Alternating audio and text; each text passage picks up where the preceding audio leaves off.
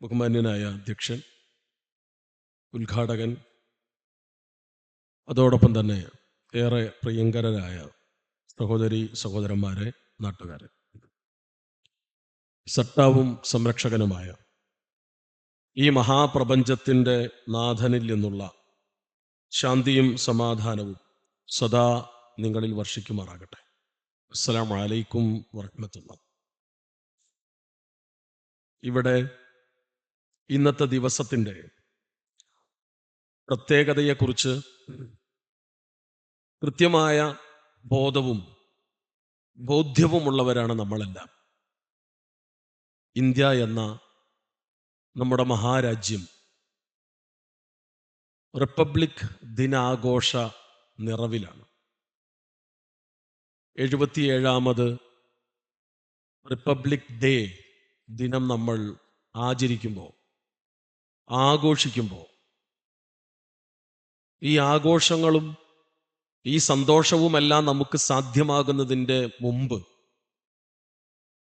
ഈ മഹാസന്തോഷം നമുക്ക് ലഭിക്കുന്നതിന് മുമ്പ്, അതല്ലെങ്കിൽ ഇത് സാധ്യമാകാൻ ആയിരക്കണക്കിന്, പതിനായിരക്കണക്കിന്, ലക്ഷക്കണക്കിന് മനുഷ്യരുടെ ജീവനും സർവസ്വവും സമർപ്പിക്കപ്പെട്ടിട്ടുണ്ട് എന്ന ചരിത്രത്തെ നമുക്കൊരിക്കലും വിസ്മരിക്കാൻ കഴിയില്ല.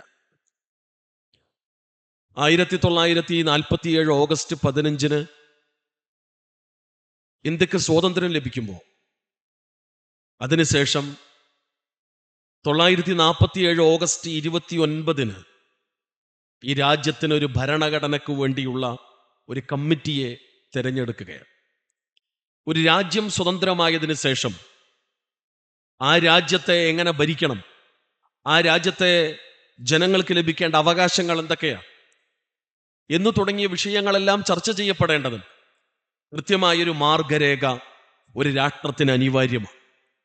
ഇത് മുൻകൂട്ടി കണ്ടുകൊണ്ട് തന്നെ അതിൻ്റെ അണിയറ പ്രവർത്തനങ്ങളെല്ലാം നടന്നിട്ടുണ്ടെങ്കിലും ഔദ്യോഗികമായി 1947 ഓഗസ്റ്റ് 29 അതിനുവേണ്ടി ഒരു കമ്മിറ്റി രൂപീകരിക്കുകയും അതിൻ്റെ പ്രധാന ഉത്തരവാദിത്വം സാക്ഷാൽ അംബേദ്കറിനെ ഏൽപ്പിക്കുകയും ചെയ്ത ചരിത്രം നമ്മൾ ഗൗരവത്തോടെ ഓർക്കേണ്ടതുണ്ട്.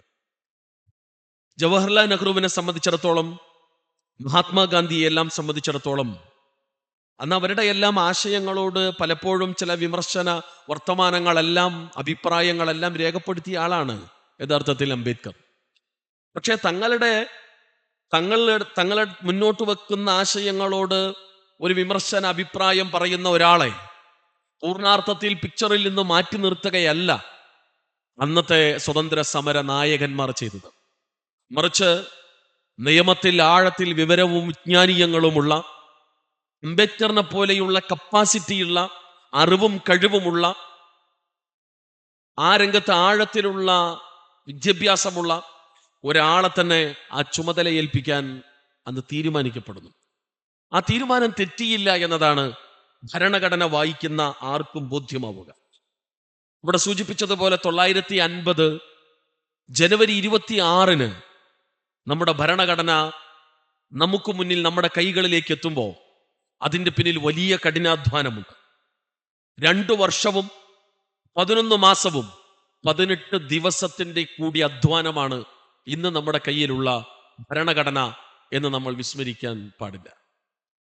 ഈ രംഗത്ത് ഭരണഘടനാ ശില്പികളായി ഉണ്ടായിരുന്ന ആളുകളുടെ കൂട്ടത്തിൽ മഹാത്മാഗാന്ധിയുടെ ചിന്തയും വീക്ഷണങ്ങളും ആശയങ്ങളും നെഹ്റുവിൻ്റെയും, അതോടൊപ്പം തന്നെ മൗലാന അബുൽ കലാം ആസാദിൻ്റെ എന്ന് തുടങ്ങി നമ്മുടെ കൊച്ചു കേരളത്തിലെ ബി പോക്കർ സാഹിബിന്റെ വീക്ഷണങ്ങളും അദ്ദേഹത്തിന്റെ അഭിപ്രായങ്ങൾ വരെ അവിടെ പരിഗണിക്കപ്പെട്ടിട്ടുണ്ട് എന്ന് പറയുമ്പോൾ, അവഗണിക്കപ്പെടുന്ന, സമൂഹത്തിൽ പലപ്പോഴും തള്ളി നീക്കപ്പെട്ട സമൂഹത്തിലുള്ള ആദിവാസി സമൂഹത്തിൽ നിന്റെ അഭിപ്രായങ്ങൾ വരെ അവിടെ മാനിക്കപ്പെട്ടിട്ടുണ്ട് എന്ന് പറയുമ്പോൾ, ജാതിയുടെയും വർഗത്തിൻ്റെയും വർണ്ണത്തിൻ്റെയും എല്ലാം ഭാഷയുടെ പേരിലുള്ള വിഭാഗീയതകൾ നിലനിന്നിരുന്ന, പലപ്പോഴും ജാതീയത അതിൻ്റെ വല്ലാത്ത മുഖങ്ങൾ സ്വീകരിച്ചിരുന്ന ഒരു കാലഘട്ടത്തിൽ പോലും അവരുടെയും അഭിപ്രായങ്ങൾ കേൾക്കാനും ഒരു രാഷ്ട്രമായി, ഒരു ജനതയായി, ഒറ്റക്കെട്ടായി ഈ രാജ്യം മുന്നോട്ട് പോകണമെന്ന ദീർഘവീക്ഷണത്തോടെയുള്ള ചില തീരുമാനങ്ങളുടെ ഭാഗമാണ് നമ്മുടെ ഭരണഘടന എന്നുകൂടി നമ്മൾ കൂട്ടിച്ചേർത്ത് മനസ്സിലാക്കേണ്ടതുണ്ട്. ഇന്ത്യയുടെ ഭരണഘടന എന്ന് പറയുമ്പോൾ 395 അനുച്ഛേദങ്ങളും 8 ഷെഡ്യൂളുകളും 22 ഭാഗങ്ങളും അതിന് തുടക്കകാലത്തിൽ ഉണ്ടായിരുന്നു എന്നുകൂടി നമ്മൾ മനസ്സിലാക്കേണ്ടതുണ്ട്. ഇവിടെ വളരെ ഗൗരവപ്പെട്ട ചില മൗലികാവകാശങ്ങൾ ഇന്ത്യൻ ഭരണഘടന മുന്നോട്ട് വെക്കുന്നുണ്ട്. ആമുഖമായി ഇത് ഇവിടെ പറയാനുള്ള കാരണം, പലപ്പോഴും ഇന്ത്യൻ ഭരണഘടന വായിക്കുക എന്ന ഒരു ശീലം, അല്ലെങ്കിൽ ഭരണഘടന വായിക്കേണ്ട ഒന്നാണ്, പഠിക്കേണ്ട ഒന്നാണ്, അറിയേണ്ട ഒന്നാണ് എന്ന ബോധ്യവും കുറഞ്ഞുകൊണ്ടിരിക്കുന്ന ഈ കാലഘട്ടത്തിൽ തീർച്ചയായും ഇന്നിന്റെ കാലഘട്ടത്തിൽ നമ്മുടെ കയ്യിൽ ഉണ്ടാകേണ്ട ഒന്നാണ് ഭരണഘടന. നമ്മൾ നിർബന്ധമായും വായിച്ചിരിക്കേണ്ട ഒന്നാണ് ഭരണഘടന. നമ്മൾ പഠിച്ചിരിക്കേണ്ട ഒന്നാണ് ഭരണഘടന. നമുക്ക് ചുറ്റുമുള്ള പൊതുസമൂഹത്തിന്റെ മുന്നിൽ നമ്മൾ പഠിപ്പിച്ചു കൊടുക്കേണ്ട ഒന്നാണ് ഭരണഘടന. ഈ ഭരണഘടനയെ തകർക്കുവാൻ വേണ്ടി ബോധപൂർവം പരിശ്രമിക്കുന്ന ആളുകളുടെ ഹൃദയങ്ങളിലേക്കും ദിഷണകൾക്കകത്തേക്കും എന്താണ് ഭരണഘടന എന്ന് അതിൻ്റെ കൃത്യമായ ഷെഡ്യൂളുകളും അതിൻ്റെ മൗലികാവകാശങ്ങളും സ്നേഹത്തിന്റെ ഭാഷയിൽ ദൈക്ഷണികമായി നമ്മൾ ചർച്ച ചെയ്യുകയും മുന്നോട്ട് വെക്കുകയും ചെയ്യേണ്ടതുണ്ട്. പലപ്പോഴും അത് അറിഞ്ഞോ അല്ലെങ്കിൽ അറിയാത്ത പോലെ നടിച്ചോ അതിൽ നിന്നെല്ലാം തന്നെ തെന്നിമാറിക്കൊണ്ടിരിക്കുന്ന ആളുകൾക്ക് മുന്നിൽ കൃത്യമായി നമ്മൾ ഇതിനെ അവതരിപ്പിച്ചേ മതിയാവും. വളരെ കൃത്യമായ മൗലികാവകാശങ്ങളെ കുറിച്ച് ഇന്ത്യൻ ഭരണഘടന ലോകത്തോട് വർത്തമാനം പറയുന്നുണ്ട്. ഇന്ത്യൻ ഭരണഘടന ഇതിന്റെ പിന്നിലുള്ള ശ്രമങ്ങളിൽ ലോകത്തെ ഒട്ടുമിക്ക ഭരണഘടനകളും അതിന്റെ പിന്നിൽ പ്രവർത്തിച്ച ബുദ്ധിജീവികൾ നമ്മുടെ കാരണവന്മാർ പഠന വിധേയമാക്കിയിട്ടുണ്ട്. അമേരിക്കയുടെ, അതേപോലെ തന്നെ യൂറോപ്യൻ രാജ്യങ്ങളുടെ എന്ന് തുടങ്ങി അക്കാലഘട്ടത്തിൽ ലഭിക്കാവുന്ന ഒട്ടുമിക്ക എല്ലാ രാഷ്ട്രങ്ങളുടെയും ഭരണഘടനയുടെ അവരുടെ കയ്യിൽ അവർ മുന്നോട്ട് വെച്ച, ലോകത്തിന്റെ മുന്നിൽ സമർപ്പിച്ച ഭരണഘടനയുടെ ഒരറ്റം മുതൽ മറ്റേ അറ്റം വരെ വായിച്ച് അതിൽ നിന്ന് നമ്മുടെ രാജ്യത്തിന് പറ്റിയ, നമ്മുടെ രാജ്യത്തിന്റെ പ്രത്യേക സംസ്കാരത്തിനും സംസ്കൃതിക്കും ഉതകുന്ന, നമ്മുടെ രാജ്യത്തിലെ ജനവിഭാഗങ്ങളെ ഉൾക്കൊള്ളുന്ന, അവർക്ക് ലഭിക്കേണ്ട അവകാശങ്ങളെ കാത്തു സംരക്ഷിക്കുന്ന, അവർക്ക് ലഭിക്കേണ്ട നീതിയെ വകവച്ചു നൽകുന്ന, അവർക്കിടയിൽ വിഭാഗീയ ചിന്തകൾ ഉണ്ടാക്കാത്ത, പരിഗണിക്കപ്പെടുന്ന കൃത്യമായ മാനവികമായ ആശയങ്ങളെ അരിച്ചു പെറുക്കിക്കൊണ്ടാണ് നമ്മുടെ കാരണവന്മാർ യഥാർത്ഥത്തിൽ ഈ ഭരണഘടന തയ്യാറാക്കിയിട്ടുള്ളത് എന്നുകൂടി നമ്മൾ മനസ്സിലാക്കേണ്ടതുണ്ട് പ്രിയപ്പെട്ടവര്. അതുകൊണ്ട് ഇന്ത്യൻ ഭരണഘടന ഒന്നാമതായി പറയുന്നത് സമത്വത്തിനുള്ള അവകാശമാണ് എന്ന്. നിയമത്തിന്റെ മുന്നിൽ ഇന്ത്യയിലെ മുഴുവൻ പൗരന്മാരും തുല്യരാണ്. പ്രത്യേക ആളുകൾക്ക് പ്രത്യേക പരിഗണന അങ്ങനെയൊന്നില്ല.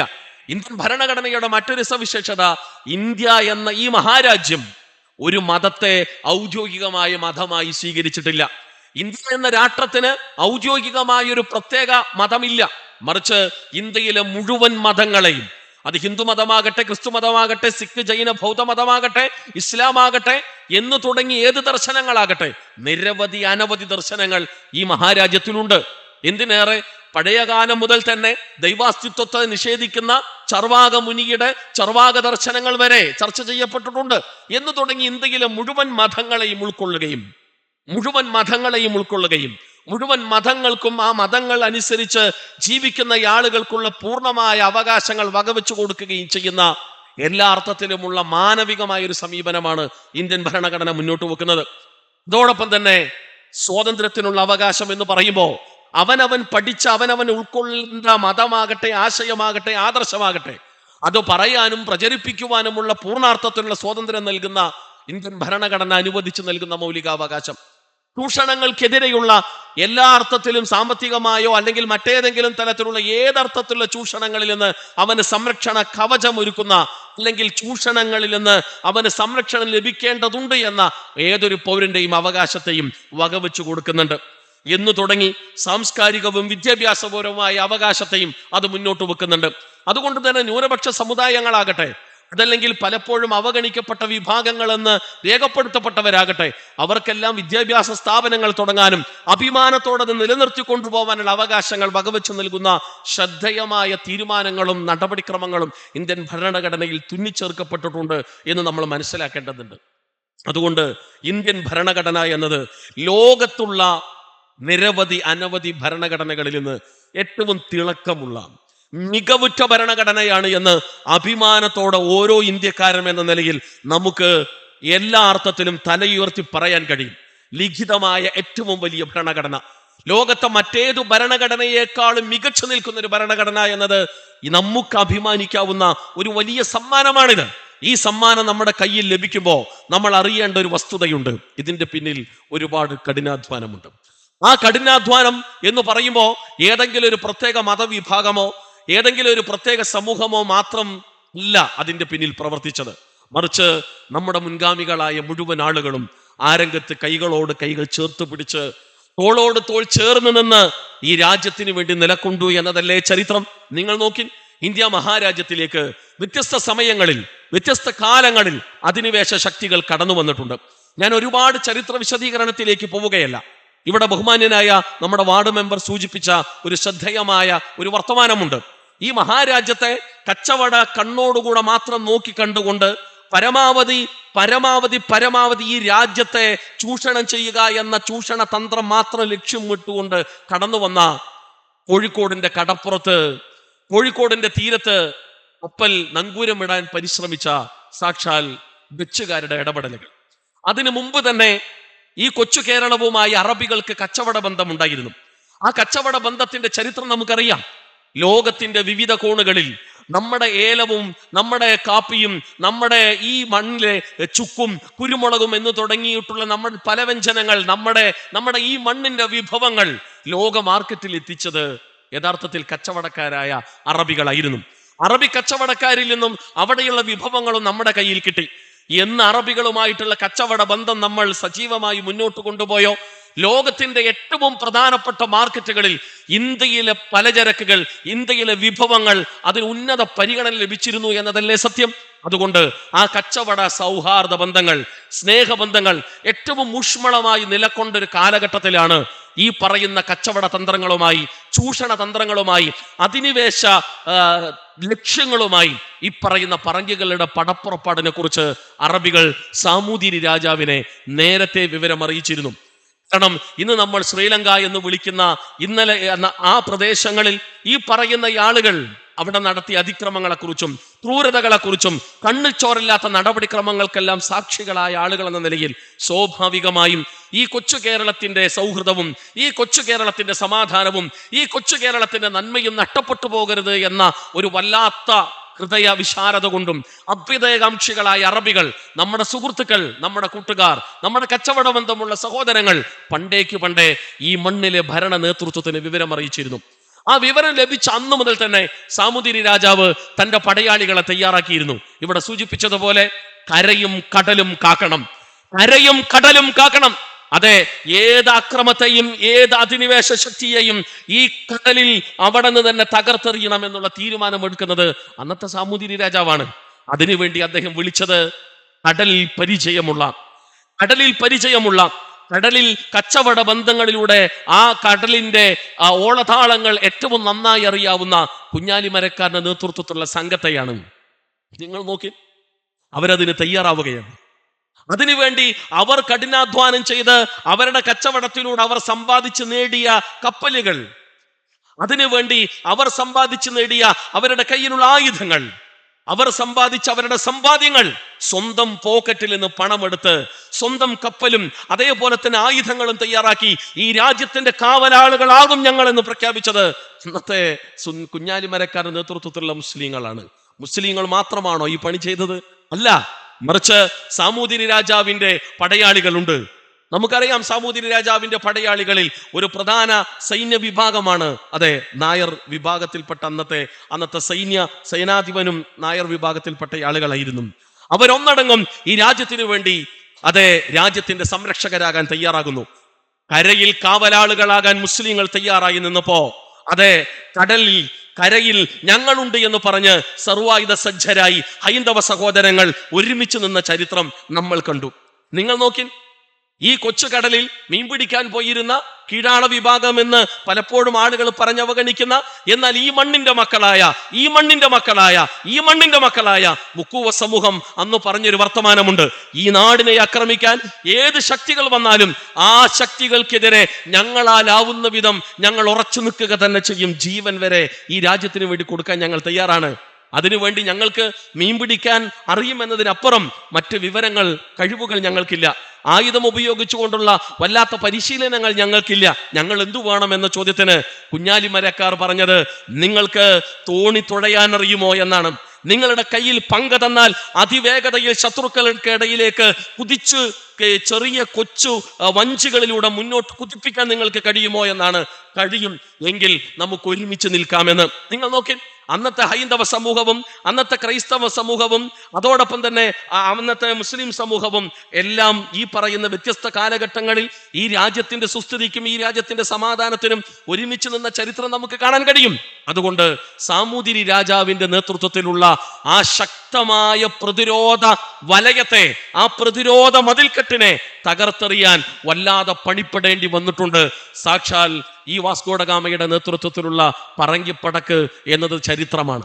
അതുകൊണ്ട് തന്നെ രാജ്യത്തിന്റെ സുരക്ഷയ്ക്ക് വേണ്ടി യുദ്ധതന്ത്രങ്ങൾ ചർച്ച ചെയ്ത ഇടം, മണ്ണ് കോഴിക്കോട്ടിലെ മിഷ്കാൽ പള്ളിയാണ് എന്നുകൂടി നമ്മൾ അറിയേണ്ടതുണ്ട്. ഇന്നും കോഴിക്കോട് ആ മിഷ്കാൽ പള്ളിയുണ്ട്. കോഴിക്കോട് സന്ദർശിക്കുന്ന ആളുകൾ ഒന്ന് കയറി നോക്കണം. അതെ, ഈ മിഷ്കാൽ പള്ളിയിൽ സട്ടാവായ ഉടയവനെ വിളിച്ചു തേടുന്ന ഒരു ആരാധനാലയത്തിന്റെ അകത്താണ് ഹിന്ദുക്കളും മുസ്ലിങ്ങളും എന്ന് തുടങ്ങി അന്നത്തെ പ്രധാനപ്പെട്ട സൈനിക നേതാക്കന്മാരും നായകന്മാരും ഈ കടലിൽ നിന്ന് ഈ കരയെ ആക്രമിക്കാൻ കടന്നു വരുന്ന ശക്തികളെ എങ്ങനെ പ്രതിരോധിക്കാമെന്ന യുദ്ധതന്ത്രങ്ങൾ തുടക്കം കുറിച്ചത്, ചർച്ചകൾ നടത്തിയത് അതെ അവിടെ വെച്ചാണ് എന്ന് പറയുമ്പോൾ എന്തായിരുന്നു നമ്മുടെ രാഷ്ട്ര സംവിധാനം? ഇത്രമേൽ കെട്ടുറപ്പോടുകൂടെയാണ് നാം ഈ മണ്ണിന്റെ മക്കളാണ്, ഈ രാജ്യത്തിന്റെ മക്കളാണ്, ഈ രാജ്യത്തിന്റെ സംരക്ഷകരായി നിലകൊള്ളണമെന്നുള്ള വല്ലാത്ത ഇണക്കത്തോടുകളുടെ തീരുമാനങ്ങളാണ് ഈ പറയുന്ന അധിനിവേശ ശക്തികളെ പ്രതിരോധിച്ചു നിർത്താൻ നമുക്ക് കഴിഞ്ഞത്. പക്ഷേ നമുക്കിടയിൽ ഐക്യത്തിന് വിള്ളലുണ്ടാകുമ്പോൾ, നമ്മുടെ ഐക്യത്തിന് ദുർബലതകൾ വരുമ്പോ ആ ദുർബലതകളെ ഉപയോഗപ്പെടുത്താൻ ശത്രുവിനറിയും. എക്കാലഘട്ടത്തിലും ഒരുമിച്ച് നിൽക്കുന്ന ഒരു കൂട്ടത്തെ തകർക്കാൻ ഒരിക്കലും ഇരുട്ടിന്റെ ശക്തികൾക്ക് കഴിയില്ല. അവർക്കിടയിൽ വിഭാഗീയതയും അതേപോലെ തന്നെ ഐക്യത്തെ തകർക്കുന്ന വളരെ ആസൂത്രിതമായ കുതന്ത്രങ്ങളും മെനയുക എന്നത് എക്കാലഘട്ടത്തിലുമുള്ള അധിനിവേശ ശക്തികളുടെ തന്ത്രമായിരുന്നു. നെറികെട്ട തന്ത്രം. ആ നെറികെട്ട തന്ത്രം പലവട്ടം പയറ്റി. ഒരു വട്ടം പരാജയപ്പെട്ടു, രണ്ടാം വട്ടം പരാജയപ്പെട്ടു, പക്ഷേ പിന്നെയും അത് ആവർത്തിക്കപ്പെട്ടു. ഒടുവിൽ എവിടെയോ ചില ഘട്ടങ്ങളിൽ അതെ ആ ഐക്യത്തിന് ചെറിയ അകൽച്ചകൾ വന്നപ്പോ ആ അകൽച്ചകളിലാണ് അവർ ഈ മണ്ണിൽ കാലുകുത്തിയത്. ഈ മണ്ണിൽ നിന്ന് ഒരു പിടി അവർ മണ്ണ് സ്വന്തമാക്കിയത്. പിന്നീട് ഈ രാജ്യം തന്നെ സ്വന്തമാക്കാനുള്ള വെമ്പലുമായി അതെ കുതിച്ചു മുന്നോട്ട് ചേടിയ ചരിത്രവും നമുക്കറിയാം. ഇങ്ങനെ തുടങ്ങി ഡച്ചുകാരാണെങ്കിലും ഫ്രഞ്ചുകാരാണെങ്കിലും അതോടൊപ്പം തന്നെ ബ്രിട്ടീഷുകാരാണെങ്കിലും കച്ചവടം എന്ന് പറഞ്ഞുകൊണ്ടാണ് ബ്രിട്ടീഷ് ഈസ്റ്റ് ഇന്ത്യ കമ്പനി ഈ മണ്ണിൽ കാലുകുത്തിയത്. പിന്നെ എന്തു സംഭവിച്ചു എന്ന ചോദ്യത്തിന് നാട്ടുരാജാക്കന്മാരെ തമ്മിലടിപ്പിച്ച എല്ലാ അർത്ഥത്തിലുള്ള സ്വത്തും സമ്പാദ്യങ്ങളും സ്വന്തമാക്കി ഈ മണ്ണിലെ വിഭവങ്ങളെല്ലാം തന്നെ തങ്ങളുടെ രാജ്യത്തിലേക്ക് കൊള്ളയടിച്ചു കൊണ്ടുപോയി എത്ര കണ്ട് ക്രൂരമായി ഈ മണ്ണിന്റെ മക്കളെ പീഡിപ്പിക്കാവോ അത്ര കണ്ട് ക്രൂരമായി പീഡിപ്പിച്ച് 2 നൂറ്റാണ്ടിലധികം കാലം ഈ രാജ്യത്തെ അടക്കി ഭരിച്ചു അവർ, ഒരറ്റം മുതൽ മറ്റേ അറ്റം വരെ. ഈ കൊച്ചു കേരളം മുതൽ അങ്ങേയറ്റം ഉത്തരേന്ത്യ വരെ പൂർണ്ണാർത്ഥത്തിൽ ഈ കച്ചവടത്തിന് വേണ്ടി കടന്നു വന്ന അധിനിവേശ ശക്തികളുടെ രാജ്യമായി, അവരുടെ സാമ്രാജ്യമായി മാറി എന്നതാണ് വസ്തുത. പക്ഷേ പ്രതിരോധിച്ചവരെല്ലാം തടഞ്ഞവരെല്ലാം ചോദ്യം ചെയ്തവരെല്ലാം രാജ്യദ്രോഹ കുറ്റം ചാപ്പകുത്തപ്പെട്ടവരായിരുന്നു. ഇതിനുവേണ്ടി എല്ലാ അർത്ഥത്തിലും ഈ പറയുന്ന അതിക്രമങ്ങൾക്കെതിരെ ശബ്ദിച്ച ആളുകളുടെ ശിരസ്സുകൾ ഛേദിക്കപ്പെട്ടു, അവരുടെ കൈകാലുകൾ ഛേദിക്കപ്പെട്ടു. നേരത്തെ ഇവിടെ സൂചിപ്പിച്ചതുപോലെ അവരെ പച്ചക്കിട്ട് തീ കൊളുത്തി കൊല്ലുന്ന സ്ഥിതിവിശേഷങ്ങൾ ഉണ്ടായി. അവരുടെ സമ്പത്ത് പൂർണ്ണമായും കൊള്ളയടിക്കുന്ന അവസ്ഥാവിശേഷങ്ങൾ ഉണ്ടായി. അവരെ ഇരുട്ടുമുറികളിൽ വർഷങ്ങളോളം ഏകാന്ത തടവിന് വിധിക്കുന്ന കാലഘട്ടങ്ങൾ ഉണ്ടായി. ഒടുവിൽ ആൻഡമാൻ ദ്വീപിലേക്ക് വരെ നൂറുകണക്കിന് ആയിരക്കണക്കിന് മനുഷ്യരെ നാടുകടത്തുന്ന സ്ഥിതിവിശേഷങ്ങൾ ഉണ്ടായി. അവരെ കൊണ്ട് കൊടും ക്രൂരതകളുടെ ഒരു വല്ലാത്ത ചരിത്രം. ആൻഡമാന്റെ ചുമരുകൾ നമ്മളോട് ലോകത്തോട് വർത്തമാനം പറയും. രാജ്യത്തിന്റെ സ്വാതന്ത്ര്യത്തിന് വേണ്ടി പണിയെടുത്ത സ്വതന്ത്ര സമര സേനാനികളായ നമ്മുടെ കാരണവന്മാരായ വ്യത്യസ്ത മത വിശ്വാസ ആശയ ജാതി വർഗ വർണ്ണത്തിൽപ്പെട്ട ആളുകളെല്ലാം രാജ്യത്തിന് വേണ്ടി നിലകൊണ്ടു എന്ന കാരണത്താൽ അന്തമാൻ ദ്വീപിലെ ഇരുട്ടറയ്ക്കുള്ളിൽ കൊടും ക്രൂരതയ്ക്ക് വിധേയമായി പിടഞ്ഞു മരിച്ച ചരിത്രവും ഇന്ത്യയുടെ ചരിത്രമാണ്. പക്ഷേ അവരൊരുമിച്ച് നിന്നു. നമ്മൾ അറിയേണ്ടതുണ്ട് സഹോദരങ്ങളെ, ഇങ്ങനെ എത്രയെത്ര വല്ലാത്ത ഘട്ടങ്ങളിലൂടെ ഇന്ത്യ മഹാരാജ്യം കടന്നുപോയിട്ടുണ്ട്, നമ്മുടെ മുൻഗാമികൾ കടന്നുപോയിട്ടുണ്ട് എന്ന് നമ്മൾ ഓർക്കേണ്ടതില്ലേ? 1857 1-ാം സ്വാതന്ത്ര്യ സമര പ്രഖ്യാപനം ഉണ്ടാകുന്നു. നമുക്കറിയാലോ, ഈ രാജ്യത്തിന് വേണ്ടി നിലകൊള്ളാൻ, ഈ രാജ്യത്തിന് സ്വാതന്ത്ര്യം നേടിയെടുത്തുകൊള്ളാൻ, ഈ രാജ്യത്തിന് സ്വാതന്ത്ര്യം നേടിയെടുത്തേ ഞങ്ങൾ ആഠങ്ങുകയുള്ളൂ എന്ന് ഇന്ത്യയുടെ ഈ മണ്ണിന്റെ മക്കൾ ഒരുമിച്ച് പ്രഖ്യാപിച്ച സമയങ്ങൾ. ഒരു ഭാഗത്ത് അതെ ഗാന്ധിയ തൊപ്പിയെ പോലെയുള്ള ആളുകളുണ്ട്. അതേപോലെ തന്നെ അതോടൊപ്പം തന്നെ മൗലവി ലിയാഖത്ത് അലി ഖാനെ പോലെയുള്ള ആളുകളുണ്ട് എന്ന് തുടങ്ങി അവിടെ ജാതിയോ മതമോ നോക്കാതെ ഈ രാജ്യത്തിന്റെ സ്വാതന്ത്ര്യത്തിന് വേണ്ടി മൗലാന ലിയാഖത്ത് അലി ഖാനും അതേപോലെ തന്നെ ഗാന്ധിയ തൊപ്പിയും എന്ന് തുടങ്ങി എല്ലാവരും ഒരുമിച്ച് നിന്നു രാജ്യത്തിന് വേണ്ടി. ഒരു ഘട്ടത്തിൽ 1857 തന്നെ ഇവിടുന്ന് പായും തലയാണയും എടുത്ത് സർവസ്വവും എടുത്ത് രാജ്യം വിടേണ്ടി വരുന്ന ഒരു വല്ലാത്ത ഘട്ടത്തിൽ ഇന്നത്തെ അധിനിവേശ ശക്തികൾ എത്തി നിന്നു. അന്നത്തെ ബ്രിട്ടീഷ് ഈസ്റ്റ് ഇന്ത്യ കമ്പനിയും അന്നത്തെ ഈ ബ്രിട്ടീഷ് അധിനിവേശ ശക്തികളും അത്തരം ഒരു വല്ലാത്ത പ്രതിസന്ധിയിൽ നിന്ന് പോകേണ്ടതുണ്ട്. ഈ അല്ലെങ്കിൽ പോകേണ്ട ഒരു ഘട്ടത്തിലാണ് അവര് എന്ന അവർക്ക് തിരിച്ചറിവുണ്ടായ സമയത്താണ് അവർ ചെയ്ത പണി എക്കാലഘട്ടത്തിലുമുള്ള സാമ്രാജ്യത്വ ശക്തികളുടെ കുതന്ത്രം, തമ്മിലടിപ്പിക്കുക എന്ന കുതന്ത്രം. ഉള്ള കഥകൾ പ്രചരിപ്പിച്ച് ഉള്ള ഐക്യവും സമുദായത്തിലെ നിലനിൽക്കുന്ന വ്യക്തികൾക്കിടയിൽ സമൂഹത്തിൽ എല്ലാം നിലനിൽക്കുന്ന ഐക്യത്തിന്റെ അടിവേരുകൾ പിഴുതെറിയുക എന്ന പച്ചക്കള്ളങ്ങൾ പ്രചരിപ്പിച്ച് തകർക്കുക എന്ന കുടിലതന്ത്രം. ആ കുടിലതന്ത്രം ഒരു ഘട്ടത്തിൽ വിജയിച്ച ഒരു ഘട്ടത്തിലാണ് 1857 ഒന്നാം സ്വാതന്ത്ര്യ സമരത്തിന് പരാജയമുണ്ടാകുന്നത്. ഇത് ചരിത്രമല്ലേ സഹോദരങ്ങളെ? നമ്മുടെ കാരണവന്മാർ ഒരുമിച്ച് നിന്നപ്പോഴെല്ലാം ആ ശക്തമായ പ്രതിരോധ മതിൽക്കെട്ടുകളെ ഭേദിക്കാൻ ഒരു ശക്തിക്കും കഴിഞ്ഞില്ല. എന്നാൽ പച്ചക്കള്ളങ്ങൾ നിരന്തരം ആവർത്തിക്കപ്പെട്ട് നമുക്കിടയിലുള്ള ഐക്യത്തിന് വിള്ളലുകൾ സൃഷ്ടിക്കുവാൻ എപ്പോഴെല്ലാം ഇരുട്ടിന്റെ ശക്തികൾക്ക് കഴിഞ്ഞോ ആ സമയത്തെല്ലാം നമ്മുടെ ശക്തി ചോർന്നു പോയിട്ടുണ്ട്. ആ ശക്തി ചോർന്നു പോയ ഇടങ്ങളിൽ അവർ നമ്മുടെ നെഞ്ചത്ത് കയറി സംഹാര താണ്ഡവമാടിയിട്ടുണ്ട്. അങ്ങനെ എത്രയെത്ര ഹൃദയങ്ങൾ അന്ന് പിച്ചു ചീന്തപ്പെട്ടു, എത്രയെത്ര ശിരസ്സുകൾ പിച്ചു ചീന്തപ്പെട്ടു, എത്രയെത്ര കുടുംബങ്ങൾ തകർക്കപ്പെട്ടു, എത്രയെത്ര വീടുകൾ അഗ്നിക്കരയായി. നമ്മൾ അറിയേണ്ടതില്ല ഇതെല്ലാം. എങ്ങനെയാണ് നമുക്കിത് വിസ്മരിക്കാനാവുക? 1857 ഒന്നാം സ്വാതന്ത്ര്യ സമരത്തെ കുറിച്ച് നാം പഠിച്ചേ മതിയാവും. നമ്മുടെ വരും തലമുറയെ നമ്മൾ പഠിപ്പിച്ചു കൊടുത്തേ മതിയാവും. കാലം പിന്നെയും മുന്നോട്ട് പോവുകയാണ്. ഇന്ത്യ മഹാരാജ്യത്തിന്റെ പലയിടങ്ങളിലും ഉത്തരേന്ത്യയുടെ പല ഭാഗങ്ങളിലും അതിനുശേഷവും ചെറിയ കൂട്ടായ്മയായി, വലിയ കൂട്ടായ്മയായി പലയിടങ്ങളിൽ, പല പ്രദേശങ്ങളിൽ, പല സമയങ്ങളിലായി ബ്രിട്ടീഷുകാരുടെ ഈ അധിനിവേശത്തിനെതിരെയുള്ള ചെറുത്തുനിൽപ്പുകൾ ഉണ്ടായി. പക്ഷേ ആ ചെറുത്തുനിൽപ്പുകളെയെല്ലാം അവർ അടിച്ചൊതുക്കി എന്നതാണ് ചരിത്രം. 1920-കളിൽ നമ്മുടെ കൊച്ചു കേരളത്തിലും ഈ രാജ്യത്തിൽ നിന്ന് അധിനിവേശ ശക്തികളെ വേരോടെ പിഴുതെറിയുവാൻ വേണ്ടി ഈ കൊച്ചു കേരളത്തിൽ നമ്മുടെ കാരണവന്മാർ ഒരുമിച്ച് നിന്നില്ലേ? 1920-കളിൽ മാത്രമല്ല, അതിനു മുമ്പും 1800-ന്റെ അവസാന കാലഘട്ടങ്ങളിലും ഇവിടെയുള്ള ആളുകൾ ഒരുമിച്ച് നിന്ന ഘട്ടങ്ങൾ ഉണ്ടായി. പഴശ്ശിരാജാവിന്റെ നേതൃത്വത്തിൽ ഒരു ശക്തമായ പ്രതിരോധ നടപടിക്രമങ്ങൾ ഉണ്ടായില്ലേ മലയാള മണ്ണിന്റെ ചരിത്രത്തിൽ? എങ്ങനെയാണ് ആ സമയത്തുള്ള ആ സ്വാതന്ത്ര്യ സമര പോരാട്ടത്തെ നമുക്ക് വിസ്മരിക്കാൻ കഴിയുക?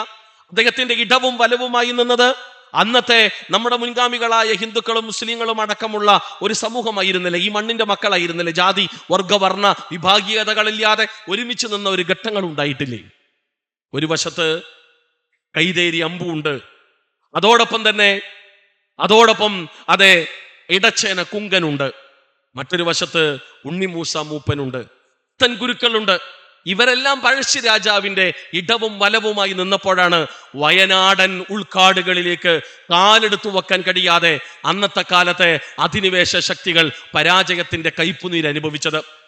ചരിത്രത്തിൽ ഇത്തരത്തിലുള്ള ഒരു ഗറില്ല യുദ്ധം ആദ്യമായിട്ടാണ് അന്നത്തെ അധിനിവേശ ശക്തികൾ കാണുന്നത് തന്നെ. പിടിച്ചു നിൽക്കാൻ കഴിഞ്ഞില്ല. എവിടെ നിന്നാണ് മൂർച്ചകൾ അമ്പുകൾ വരുന്നത് എന്നറിയുന്നില്ല. ആദിവാസി സമൂഹം നമ്മൾ അറിയാലോ, പലപ്പോഴും അവഗണിക്കപ്പെട്ട് സമൂഹത്തിൽ നിങ്ങൾക്ക് എന്ത് സ്ഥാനമെന്ന് ചോദിച്ച ആ ആദിവാസി സമൂഹമാണ് അന്ന് രാജ്യത്തിന്റെ സ്വാതന്ത്ര്യ സമര സേനാനികളായി, രാജ്യത്തിന്റെ സംരക്ഷകരായി വയനാടൻ ഉൾക്കാടുകളിൽ നിന്ന് കുറിച്യർ വിഭാഗത്തിൽപ്പെട്ട ഒരു നല്ല ടീം ഈ രാജ്യത്തിന്റെ സ്വാതന്ത്ര്യത്തിന് വേണ്ടി, ഈ രാജ്യത്തിന്റെ കാവലാളുകളാകാൻ വേണ്ടി, ഈ രാജ്യത്തിന്റെ സംരക്ഷകരാകാൻ വേണ്ടി അവരുടെ കയ്യിൽ മരം കൊണ്ടും വള്ളി കൊണ്ടും അവരുണ്ടാക്കിയ അമ്പും വില്ലും ഉപയോഗിച്ചുകൊണ്ട് രാജ്യത്തിന്റെ സംരക്ഷകരായില്ലേ അവർ? അവരുടെ രാജ്യക്കൂറിനെ ചോദ്യം ചെയ്യാൻ ആർക്കാണ് അധികാരം? ഇവിടെ രാജ്യസ്നേഹത്തിന്റെ തോത് അളക്കുന്ന കാലമാണല്ലോ. ഇവന് രാജ്യസ്നേഹം ഉണ്ടോ, മറ്റവനില്ലേ, അവന് കുറച്ച് കൂടുതലാണ്, ഇവന് കുറച്ച് കുറവാണ്. ഈ സമൂഹത്തെ ചൂണ്ടിക്കൊണ്ട് ആദിവാസി സമൂഹം വയനാടിൻ ഉൾക്കാടുകളിലെ അക്കാലഘട്ടത്തിലും ഇന്നും അവരുടെ പിൻഗാമികളായി ജീവിക്കുന്ന കുറിച്യ വിഭാഗത്തിലെ സമൂഹത്തെ ചൂണ്ടിക്കൊണ്ട് അവരുടെ രാജ്യക്കൂറിനെ ചോദ്യം ചെയ്യാൻ ഇന്ത്യ മഹാരാജ്യത്തിൽ ആർക്കാണ് അധികാരം? ആർക്കാണ് അവകാശം? സാമൂതിരി രാജാവിന്റെ പടയാളികളായി ജ്വലിച്ചു നിന്ന മുക്കുവ സമൂഹത്തിന്റെ രാജ്യക്കൂറിനെയും രാജ്യസ്നേഹത്തെയും ചോദ്യം ചെയ്യാൻ ആർക്കാണ് അധികാരം? ഈ രാജ്യത്തിന്റെ ഭരണാധികാരികളുടെ കൽപ്പനക്ക് വിധേയമായി രാജ്യത്തിന്റെ സംരക്ഷകരാകാൻ ഉറച്ചു നിന്ന ഹൈന്ദവ സഹോദരങ്ങളുടെ രാജ്യക്കൂറിനെയും രാജ്യത്തോടുള്ള ഇഷ്ടത്തെയും ചോദ്യം ചെയ്യാൻ ആർക്കാണ് അധികാരം? ഈ രാജ്യത്തിന്റെ സംരക്ഷണത്തിനും ഈ രാജ്യത്തിന്റെ സുസ്ഥിതിക്കും വേണ്ടി തങ്ങൾ സമ്പാദിച്ച സമ്പാദ്യം മുഴുവൻ രാജ്യത്തിന് വേണ്ടി ചെലവഴിച്ച് പാപ്പരായ ഒരു സമൂഹമായ കുഞ്ഞാലിമരക്കാരുടെ നേതൃത്വത്തിലുള്ള മുസ്ലിം സമൂഹത്തിന്റെ രാജ്യസ്നേഹത്തിന്റെ കൂറും അതിന്റെ അളവും ചോദ്യം ചെയ്യാൻ ആർക്കാണ് അധികാരം? ഈ സഹോദരങ്ങളെ, ഇല്ല. നമ്മുടെയാണ് അത് ഇന്ത്യ. നമ്മളെല്ലാം, നമ്മുടെ കാരണവന്മാരെല്ലാം ഒരുമിച്ച് നേടിത്തന്നതാണിത്. ആ ചരിത്രത്തെ നമുക്ക് എങ്ങനെയാണ് മറക്കാനാവുക? ആ ചരിത്രം നമ്മൾ പഠിക്കണ്ടേ? ആ ചരിത്രം നമ്മുടെ വളരുന്ന ഇന്നത്തെ പുതിയ തലമുറയുടെ ഹൃദയങ്ങളിലേക്ക് നമ്മൾ പകർന്നു കൊടുക്കണ്ടേ? രാജ്യക്കൂറിന്റെ അളവും വ്യാപ്തിയും പരിശോധിച്ചു കൊണ്ടിരിക്കുന്ന ഈ കാലഘട്ടത്തിൽ നിസ്സാര കാരണങ്ങൾ ഉണ്ടായാൽ ഉടൻ തന്നെ അവരോട് ആക്രോശിച്ച് രാജ്യം വിടാൻ വേണ്ടി അവകാശവാദം ഉന്നയിക്കുന്ന, ഞങ്ങളുടേതാണിത്, നിങ്ങൾ പുറത്തു പോകുകയെന്ന വെറും വർത്തമാനങ്ങൾ പറയുന്ന, ആക്രോശിക്കുന്ന ആളുകൾക്ക് മുന്നിൽ പക്വതയോടെ പാകതയോടെ ഈ ചരിത്രം, ഇന്ത്യ മഹാരാജ്യത്തിന്റെ ചരിത്രം, കഴിഞ്ഞുപോയ ചരിത്രം 1000 വട്ടം, പോരാ എങ്കിൽ 10,000 വട്ടം, അല്ല എങ്കിൽ ലക്ഷക്കണക്കിന് തവണ ആവർത്തിച്ചേ മതിയാവും. എഴുത്തുകളിലൂടെയും പ്രഭാഷണങ്ങളിലൂടെയും നിരന്തരം ഇത് ആവർത്തിക്കപ്പെട്ടേ മതിയാവും. ഈ ചരിത്രത്തെ വിസ്മരിക്കാനും ചരിത്ര വസ്തുതകളെ പാഠപുസ്തകങ്ങളിൽ നിന്ന് പോലും അടർത്തി മാറ്റിക്കൊണ്ട് വലിച്ചെറിയുവാനുള്ള ശ്രമങ്ങൾ നടന്നുകൊണ്ടിരിക്കുകയാണ്. എത്ര തേച്ചുമാച്ച് കളയാൻ പരിശ്രമിച്ചാലും, എത്ര തേച്ചുമാച്ച് കളയാൻ പരിശ്രമിച്ചാലും ചരിത്രത്തിന്റെ എത്ര ഇവർ തേക്കും, എത്ര മായ്ച്ചു കളയാൻ ഇവർക്ക് കഴിയും? ഇല്ല, സത്യം പുറത്തു വരിക തന്നെ ചെയ്യും. അത് നിലനിൽക്കുക തന്നെ ചെയ്യുമെന്നുള്ള സാമാന്യ ബോധവും ബോധ്യം പോലും നഷ്ടപ്പെട്ട ആളുകളും ഇന്നും നമുക്കിടയിൽ ഉണ്ട് എന്ന വസ്തുത നമ്മൾ തിരിച്ചറിയേണ്ടതുണ്ട്. 1920-കളിൽ ഈ രാജ്യത്തിന്റെ സ്വാതന്ത്ര്യത്തിന് വേണ്ടി മലയാള മണ്ണിലെ നമ്മുടെ മുൻഗാമികളായ സഹോദരങ്ങൾ ജാതിയോ മതമോ വർഗമോ വർണ്ണമോ നോക്കാതെ ഒരുമിച്ച് നിന്ന അതിശക്തമായ സ്വതന്ത്ര സമര പോരാട്ടമാണ് യഥാർത്ഥത്തിൽ മലബാർ സ്വാതന്ത്ര്യ സമരം. അതിന് മാപ്പിള ലഹളയാക്കാനാണ് ബ്രിട്ടീഷുകാർ ചെയ്തത്. എന്തേ അവര് ചെയ്തു? ഇവിടെയുള്ള ജാതിയും മതവും വർഗവും നോക്കാതെ ഒരുമിച്ച് നിന്ന്, ഇവിടെയുള്ള ആളുകൾ ഒരുമിച്ച് നിന്നാൽ തങ്ങൾക്ക് 1920-ൽ കൊച്ചു കേരളം വിടേണ്ടി വരുമെന്ന് മനസ്സിലാക്കിയ അന്നത്തെ സാമ്രാജ്യത്വ കുത്തകകൾ ചെയ്തത് ഇവർക്കിടയിൽ ഭിന്നിപ്പുണ്ടാക്കുക എന്നതാണ്. അതിന് എന്തെല്ലാം കള്ളക്കഥകൾ പറഞ്ഞു, എന്തെല്ലാം കള്ളക്കഥകൾ എഴുതി, എന്തെല്ലാം കള്ളക്കഥകൾ കവിതകളിലൂടെ പ്രചരിപ്പിച്ചു. അല്ലേ? മലയാള മണ്ണ് അത് കണ്ടതല്ലേ, കേട്ടതല്ലേ? നമുക്കിടയിലുള്ള ഐക്യത്തിന് ചെറിയ വിടവുകൾ വരുമ്പോ ആ വിടവുകളിൽ, ആ കുറവുകളിൽ ഇവർ കയറിയിരിക്കുമെന്നത് ചരിത്ര യാഥാർത്ഥ്യമാണ്. 1920-ലും അത് തന്നെ സംഭവിച്ചു. നമ്മുടെ കൊച്ചു കേരളത്തിൽ നമ്മുടെ കാരണവന്മാരായ ആളുകൾ ജാതിവർഗ വർണ്ണം നോക്കാതെ ഒരുമിച്ച് നിന്ന്, തോളോട് തോൾ ചേർന്ന് നിന്ന്, കൈകളോട് കൈ ചേർത്ത് പിടിച്ച്, നെഞ്ചു വിരിച്ച് അന്നത്തെ അധിനിവേശ ശക്തികൾക്കെതിരെ ഉറച്ച നിലപാട് സ്വീകരിച്ചപ്പോ നമുക്ക് ഫലമുണ്ടായിരുന്നു, നമുക്ക് വിജയമുണ്ടായിരുന്നു. എന്നാൽ നമ്മുടെ ഐക്യത്തിന് ചെറിയ വിടവുകളും ചെറിയ ശക്തിക്കുറവും സംഭവിച്ചോ, അപ്പോൾ അവർ നമ്മളുടെ നെഞ്ചത്ത് കയറി സംഹാര താണ്ഡവമാടി. 1920-ലെ സ്വാതന്ത്ര്യ സമര പോരാട്ടങ്ങൾ പരാജയത്തിലേക്ക് കൂപ്പുകുത്തി. അതിന്റെ ഭാഗമെന്നോണം വാഗൺ ട്രാജഡി എന്ന വല്ലാത്ത ചരിത്രത്തിലെ ദുരന്തത്തിന് മലയാള മണ്ണ് സാക്ഷ്യം വഹിച്ചില്ലേ? എങ്ങനെയാണത്? ആ വാഗൺ ട്രാജഡി ദുരന്തത്തിന് വിധേയമായ ഒരു സഹോദരൻ തന്റെ അനുഭവങ്ങൾ ലോകത്തോട് പറയുന്നുണ്ട്. പൊള്ളാച്ചിയിലെ റെയിൽവേ സ്റ്റേഷൻ എത്തുന്നതിന് മുമ്പ് എത്ര ആളുകളാണ് ആ ഭോഗിയിൽ പിടഞ്ഞു മരിച്ചത്. അതിൽ അദ്ദേഹം പറഞ്ഞത്, ശ്വാസം കിട്ടാതെ ഈ ഭോഗിക്കകത്ത് ആണി ഊരിപ്പോയ ഭാഗത്തെ കുഞ്ഞു സുഷിരങ്ങളിൽ, കുഞ്ഞു ദ്വാരങ്ങളിൽ ഞങ്ങളുടെ മൂക്കുകൾ ചേർത്ത് വച്ചിട്ടുണ്ട്.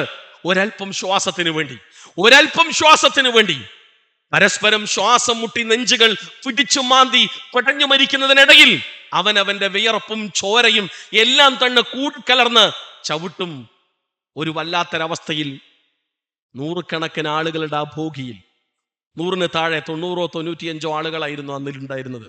എത്ര ആളുകൾ പടഞ്ഞു മരിച്ചു ശ്വാസം കിട്ടാതെ. എന്തിനാണ് അവർ ശ്വാസം ലഭിക്കാതെ ഈ മണ്ണിന് വേണ്ടി പടഞ്ഞു മരിച്ച ഒരു ജനതയുടെ രാജ്യക്കൂറിനെ നമുക്ക് എങ്ങനെയാണ് ചോദ്യം ചെയ്യാൻ കഴിയുക? ആണ് കോഴിക്കോട്ടിൽ നിന്ന് കണ്ണൂരിലേക്ക് പോകുന്ന ഭോഗിയിൽ സാക്ഷാൽ കെ കേളപ്പനെ ഭോഗിക്കകത്തിട്ട് വാതിലടക്കാൻ വേണ്ടി അന്നത്തെ ബ്രിട്ടീഷ് പോലീസ് പരിശ്രമിച്ചപ്പോ ബ്രിട്ടീഷ് പോലീസുകാരന്റെ കൈ പിടിച്ചു കെ കേളപ്പൻ. എന്നിട്ട് അന്നത്തെ സ്വതന്ത്ര സമര സേനയായി മുന്നണി പോരാളിയായി നിന്ന കെ കേളപ്പൻ പറഞ്ഞത്, എന്റെ സഹോദരങ്ങളായ മുസ്ലിം സഹോദരങ്ങൾക്ക് ഒരു ശ്വാസം പോലും നൽകാതെ ശ്വാസം മുട്ടിച്ചു കൊല്ലാൻ നിങ്ങൾ ചെയ്തതുപോലെ അതുപോലെ എന്നെയും നിങ്ങൾ കൊന്നുകളയാനാണോ നിങ്ങൾ ഉദ്ദേശിക്കുന്നത്? അല്ല, നീ ഇതിൽ നിന്ന് ചാടി രക്ഷപ്പെടുമോ എന്നുള്ള ഭയം കൊണ്ടാണ് എന്ന് അന്ന് കെ കേളപ്പൻ പറഞ്ഞത്. ഈ ശരീരത്തിൽ ജീവനുള്ളിടത്തോളം കാലം പേടിച്ച് ഭീരുവായി ഓടിപ്പോകുന്നവരല്ല ഞങ്ങൾ. ഈ രാജ്യത്തിന്റെ സ്വാതന്ത്ര്യം കിട്ടും വരെ അടരാടുക തന്നെ ചെയ്യും. നിങ്ങൾക്ക് വാതിൽ തുറന്നു വെക്കാം, ഒളിച്ചോടി പോകലും രക്ഷപ്പെടുന്ന പരിപാടിയും കാണാൻ കഴിയില്ല എന്ന് പറഞ്ഞിരുന്നു അദ്ദേഹം. അന്ന് അദ്ദേഹം അടിവരയിട്ടത്, എന്റെ സഹോദരങ്ങളെ ശ്വാസം മുട്ടിച്ചു കൊന്നതുപോലെ കൊല്ലാനാണോ നിങ്ങളുടെ തീരുമാനം എന്നായിരുന്നു. ഇതും ചരിത്രമല്ലേ സഹോദരങ്ങളെ? 1920 ഈ ശക്തമായ സ്വതന്ത്ര സമര പോരാട്ടങ്ങൾ നമ്മൾ ഒരുമിച്ച് നിന്നതുകൊണ്ടായിരുന്നു. ഈ രാജ്യക്കാർ, ഈ മണ്ണിന്റെ മക്കൾ ഒരുമിച്ച് നിന്നപ്പോഴാണ് നമുക്കത് വിജയത്തിന്റെ മധുരങ്ങൾ അനുഭവിക്കാൻ കഴിഞ്ഞത്. എന്നാൽ ആ ഐക്യത്തിന് ചെറിയ വിള്ളലുകൾ ഉണ്ടായപ്പോ, ചെറിയ ശക്തിക്കുറവുകൾ ഉണ്ടായപ്പോ അവിടങ്ങളിലെല്ലാം തന്നെ ഈ പറയുന്ന ശക്തികൾ അതിക്രമിച്ച് കയറി എന്ന വസ്തുതയെ നമ്മൾ വിസ്മരിച്ച് തള്ളാൻ നമുക്ക് കഴിയില്ല. ഇങ്ങനെ ചരിത്രത്തിലേക്ക് നമ്മൾ തിരിഞ്ഞു നോക്കുമ്പോഴെല്ലാം ഇത്തരം വല്ലാത്ത ഘട്ടങ്ങൾ നമുക്ക് കാണാൻ കഴിയും. 1947 ഇന്ത്യക്ക് സ്വാതന്ത്ര്യം ലഭിക്കുന്നതിന് മുമ്പ് ഇന്ത്യ മഹാരാജ്യത്തിന്റെ വിവിധ ഇടങ്ങളിൽ മഹാത്മാഗാന്ധിയുടെ നേതൃത്വത്തിൽ, സാക്ഷാൽ ജവഹർലാൽ നെഹ്റുവിന്റെ നേതൃത്വത്തിൽ, മൗലാന അബുൽ കലാം ആസാദിന്റെ നേതൃത്വത്തിൽ, അതോടൊപ്പം തന്നെ മൗലാന ഷൗക്കത്ത് അലിയുടെ, മൗലാന മുഹമ്മദ് അലിയുടെ, സാക്ഷാൽ സുഭാഷ് ചന്ദ്രബോസിന്റെ, പട്ടേലിന്റെ നേതൃത്വത്തിൽ നിരവധി സ്വതന്ത്ര സമര പോരാട്ടങ്ങൾക്ക് ഇന്ത്യ മഹാരാജ്യം സാക്ഷ്യം വഹിച്ചില്ലേ? നമ്മുടെ കൊച്ചു കേരളത്തിൽ ഏതെല്ലാം തലത്തിലുള്ള അതിശക്തമായ ഇടപെടലുകളാണ് ഉണ്ടായിട്ടുള്ളത്? 1920കളിലാണ് ഒറ്റപ്പാലത്ത് ഒരു വലിയ പണ്ഡിത സമ്മേളനം നടക്കുന്നത്. ഒരു വലിയ പണ്ഡിത സമ്മേളനം. ആ പണ്ഡിത സമ്മേളനത്തിന് നേതൃത്വം കൊടുത്തത് സാക്ഷാൽ ഈ മൊയ്തു മൗലവിയാണ്. മുജാഹിദ് നവോത്ഥാന നായകൻ, സ്വതന്ത്ര സമര സേനാനി, അതെ സാക്ഷാൽ ഈ മൊയ്തു മൗലവി സാഹിബ്. മുഴുവൻ പണ്ഡിതന്മാരെയും വിളിച്ചു കൂട്ടിക്കൊണ്ട് അന്ന് ആ പണ്ഡിത സമ്മേളനം പ്രഖ്യാപിച്ച ചില തീരുമാനങ്ങളുണ്ട്. അതിൽ ഒന്നാമത്തെ തീരുമാനം നമ്മൾ അറിയണം, രണ്ടാമത്തെ തീരുമാനം നമ്മൾ അറിയണം. അന്നെടുത്ത പ്രസക്തമായ തീരുമാനങ്ങൾ ഇന്ന് ജീവിച്ചിരിക്കുന്ന നമ്മൾ അറിഞ്ഞേ മതിയാവും. ഒന്നാമത്തെ തീരുമാനം, ഇന്ത്യയിലെ മുഴുവൻ മുസ്ലിങ്ങളും ഇന്ത്യയുടെ സ്വതന്ത്ര സമര പോരാട്ടത്തിൽ മഹാത്മാഗാന്ധിയോടൊപ്പം ഉറച്ചു നിൽക്കണമെന്ന്. ഇന്ത്യയിലെ മുഴുവൻ മുസ്ലിങ്ങളും മഹാത്മാഗാന്ധിയോടൊപ്പം ഉറച്ചു നിൽക്കണമെന്നുള്ള ശക്തമായ ഒന്നാമത്തെ തീരുമാനം. രണ്ടാമത്തെ തീരുമാനം എന്തെന്നറിയുമോ നിങ്ങൾക്ക്? അതെ, മുസ്ലിങ്ങൾ അവരുടെ സമ്പത്തിൽ നിന്ന് സ്വതക്കകൾ, ഐച്ഛിക ദാനങ്ങൾ ഈ രാജ്യത്തിനും ഈ രാജ്യത്തിന്റെ സുസ്ഥിതിക്കും ഈ രാജ്യത്തിന്റെ സ്വതന്ത്ര സമര പ്രവർത്തനങ്ങൾക്കും വേണ്ടി ചെലവഴിക്കണമെന്നാണ്. സ്വതക്ക കൊടുക്കണമെന്ന് നിങ്ങൾ നോക്കി. മൂന്നാമത്തെ തീരുമാനം എന്തെന്നറിയുമോ?